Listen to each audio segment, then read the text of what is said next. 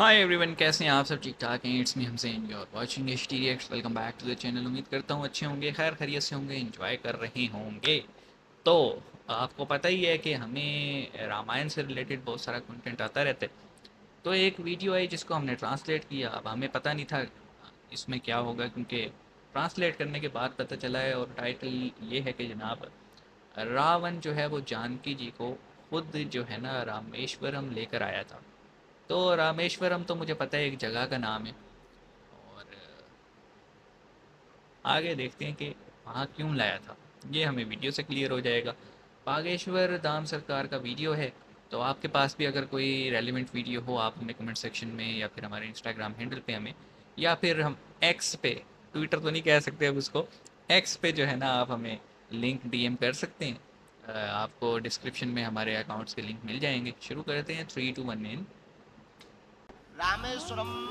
राम जी तब जा रहे हैं जब लंका में रावण का वध करना है, तो जानकी जी को लाना है। लेकिन यहाँ रामेश्वरम की प्राण प्रतिष्ठा में जानकी जी स्वयं सम्मिलित हुई और रावण स्वयं लेकर आया जानकी माता।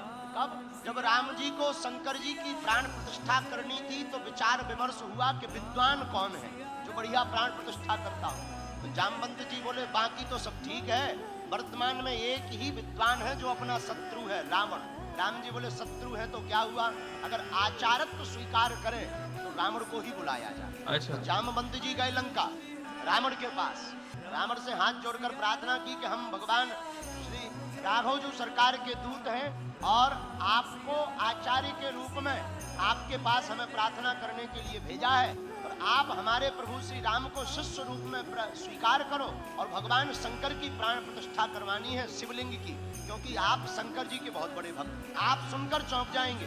रावण तैयार हो गया। रावण जानता था कि वही राम है जिनको हमसे युद्ध करना है, जिनकी पत्नी का हम हरण करके आए। लेकिन रावण ने कहा जामवंत जी जाओ, आप अपने राम जी से कह देना कि पंडित जी तैयार हैं और यह प्राण प्रतिष्ठा करवाने के लिए रामेश्वरम आ जाएंगे।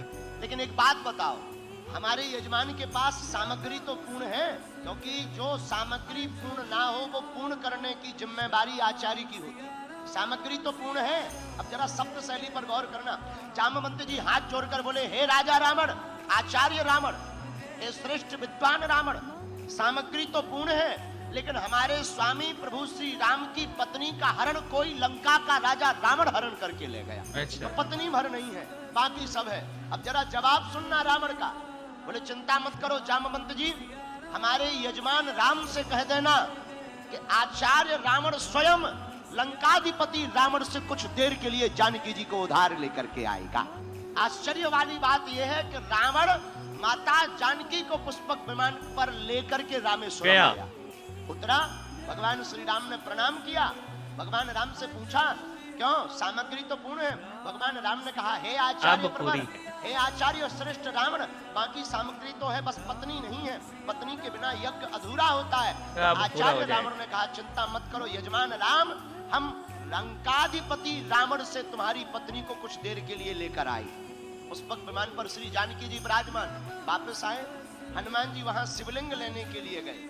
मुहूर्त निकला जा रहा था, तो राम जी ने कहा मुहूर्त निकल ना जाए, देवी जी कोई उपाय करो। तो माता जानकी जी ने अपने हाथों से शिवलिंग रेती का बना दिया और मंत्रों से आचार्यों ने, ऋषियों ने रामेश्वरम की प्राण प्रतिष्ठा करा दी। काफ़ी भाई, आप रामायण को आसानी से समझ नहीं सकते। मतलब काफ़ी कॉम्प्लिकेटेड है। एक तरफ आप देखते हैं कि रावण जो है उसके साथ जंग होनी है, और दूसरी तरफ आप देखते हैं कि रावण जो है वो आचार्य बन के, पंडित बन के जो है ना वो लेकर भी आता है। तो ये बहुत सारी ऐसी चीज़ें हैं जो कि आप ऐसे किताब पढ़ के नहीं समझ सकते। आपको मेरे ख्याल में मल्टीपल बुक्स, उनका कॉन्टेक्स्ट और उनका प्रीटेक्स्ट पढ़ना पड़ेगा, फिर जाके आपको ये सारी समझ में आएगी। लेकिन ये है कि बागेश्वर धाम सरकार का ये है कि वो आसान भाषा में हमें चीज़ें सुनाते हैं और कहानी की तरह हम उसको सुन लेते हैं। क्योंकि इतना डीप है ना भाई, आप नहीं समझ सकते। अब जैसे अगर आप आदि पुरुष फिल्म को देख के, हमने ये रामायण वाला सारा शुरू किया था, तो उसमें अगर आप देखें तो वन साइडेड ही हम देखते हैं कि रावण के साथ जंग हुई, उसको मारा गया और ये वो। लेकिन एक ये भी साइड है क्योंकि आज हमें पता लगी, मानना पड़ेगा। यानी वो कहते हैं ना, दुश्मन भी हो तो ज़र्फ़ वाला दुश्मन हो। ठीक है। आप इस पे क्या कहेंगे, कमेंट सेक्शन में बताइएगा, क्योंकि भाई मैं इतना ज़्यादा इस पे कमेंट कर नहीं सकता, मुझे बहुत ज़्यादा नॉलेज नहीं है इस चीज़ का। तो जितना हमें समझ में आया हमने उतनी ही बात कर ली। आप इस पे कुछ ऐड करना चाहिए, आपको भी ये स्टोरी पता थी कि नहीं, आप हमें बताइएगा कि रावण की ये साइड आपको पता थी कि नहीं। कमेंट सेक्शन में बताइएगा। हम मिलेंगे नेक्स्ट वीडियो में, अपना ख्याल रखिएगा, सब्सक्राइब कीजिएगा। सी